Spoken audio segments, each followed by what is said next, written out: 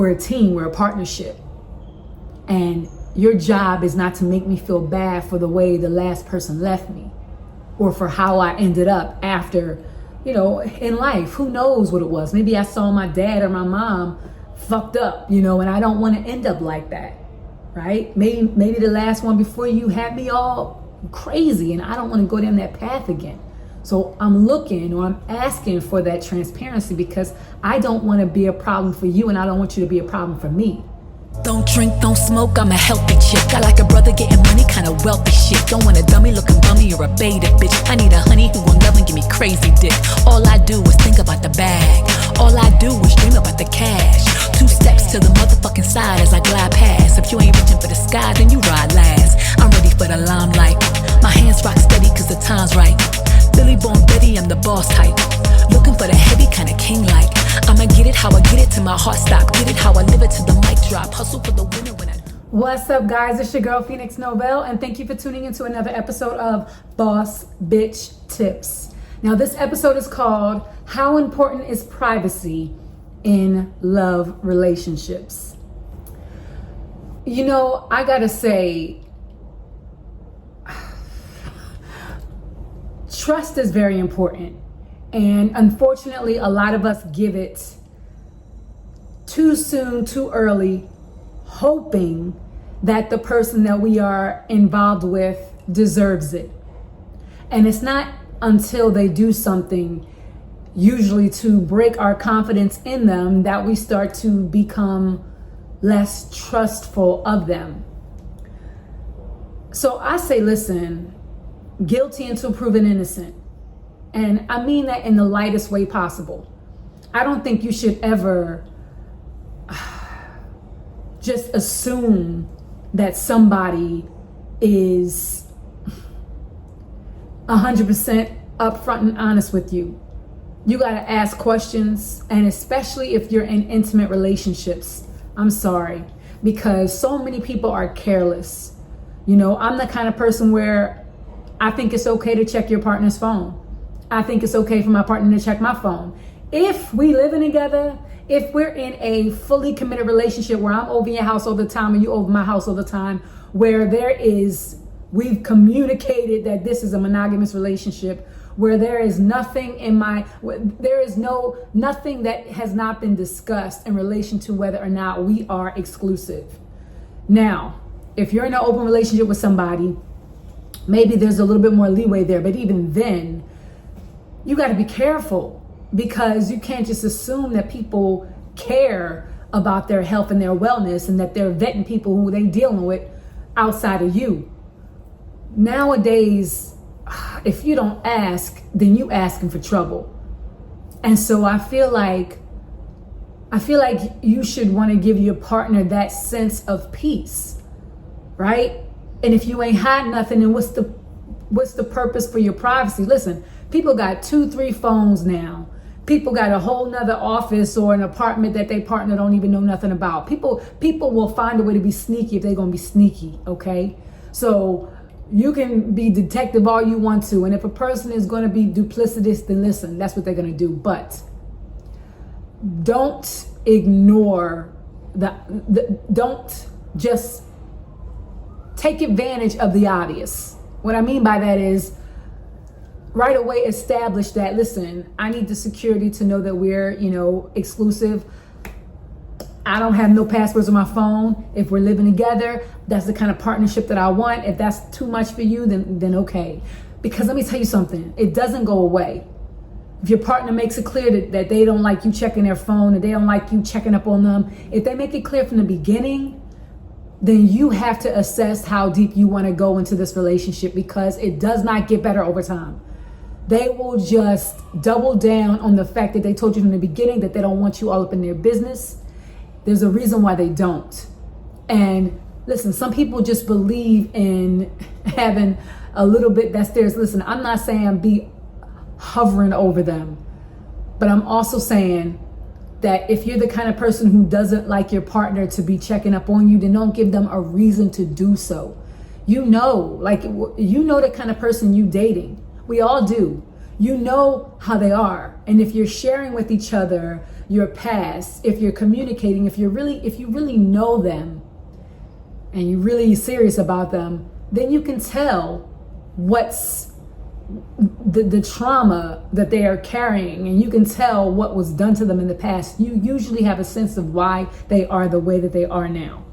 So I think that when you love somebody and you care about them and you see a future with them, you want to quell their mind. You want to give them peace. You want to help them. You don't want to give them no reason to go batshit. You don't want to give them no reason to ignite their fury or poke at their insecurities. Not when you love somebody, not when you want to be with them, not when you care about them. Usually we want the opposite. So I'm not saying that you have to compromise everything about yourself for their triggers, but I'm saying that you know the things that you can do. If that's just having an open conversation, if that's just being transparent, if that is, showing them your phone, if that is the communication, if that is doing what you say you're gonna do, so that you make them feel free enough not to have to think about that. Because the reason why they're doing it is because they care about themselves. When a person is checking your phone, it's because they've given themselves to you in a way that they know they would only want to give to somebody who they can trust. They're protecting themselves. When people don't give a shit, it's because they don't give a shit. I'm sorry, right? That's just the way I feel. Because intimacy is on a whole nother level. And when you are sharing yourself with somebody, when you're sharing your temple with somebody, and they're sharing their temple with you, there's just so many things that could be transmitted that way. There's just so many things that we can walk away from, energetically wise and also STD wise. So you have to be so vigilant, and that's just half of the battle. You still got to deal with the compatibility of individual people. But intimacy, it's deeper than talking. There's a connection that's being made, and when people want to know what's going on, or you make them feel like there's something that they have to, they can become paranoid about, you really mess with their psyche.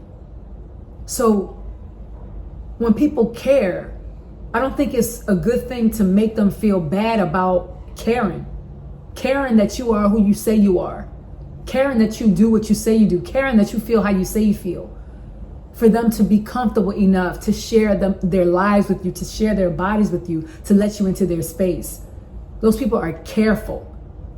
So it's not a negative when people are checking your phone. It's because they want to make sure. Listen, some people are paranoid as hell. Some people really are just control freaks, and then there's levels to this shit, all right? So if you know who you are, you know who you're dealing with. If you're dealing with somebody who's like that, then you got to take the steps necessary to get your ass up out of that situation. But I'm talking about y'all who are upfront and honest from the beginning and saying that you want something serious, and you are expecting and asking for all of this person. Because if you both going into this situation and you ain't really asking for nothing, y'all know the game y'all playing, right? It's wild card. Who knows? But is privacy important in a love relationship? I believe honesty is important. And I believe that when you really love somebody and you want to be with them and you're committed to that relationship, then I don't think that privacy is something that should even be an issue. If I know that my partner has a problem with this, and I made it my job to make sure that we on the same page, and I see where you come from, I need to help you. I need to help you work through this. I need to give you no reason to go down that path. But if I'm like, if I'm making you feel bad for the way that you feel, then already I've lost points, because we're a team, we're a partnership, and your job is not to make me feel bad for the way the last person left me, or for how I ended up after, in life. Who knows what it was? Maybe I saw my dad or my mom fucked up, and I don't want to end up like that, right? Maybe the last one before you had me all crazy, and I don't want to go down that path again. So I'm asking for that transparency, because I don't want to be a problem for you, and I don't want you to be a problem for me. So I don't think privacy should be something that is a problem between people who love each other, people who want to be together, people who say that they're in it to win it. I think privacy is for people who are trying very hard to maintain a level of distance and space. And if that's the case, then you have to act accordingly and put them somewhere where they can't hurt you. And that means use condoms to protect yourself intimately. It means don't give them access 100% to you and what you're doing either. That means be very careful as to how far you let them into your psyche, because what happens is if we allow that person to maintain that privacy, it'll come out in different ways. We'll take that shit to sleep and we'll think that we're not worthy enough because they don't love us enough to open up. When we are, that is not the case. Some people are just, they need that sense of control. They need that sense of peace. Some people are just not sure that they want you to be it. You're good for right now, but I don't know about that. I don't know about if I want to let you into my life fully, so stay over there. It won't get better. And usually what happens in our minds is that we're trying to wait for it to get better, or we push ourselves through their boundaries and they're not comfortable. That's why you got to have that conversation up front. I want to be able to check your phone, right? And if they don't want that, then again, don't try to convince them why it's a good idea or that it should be okay.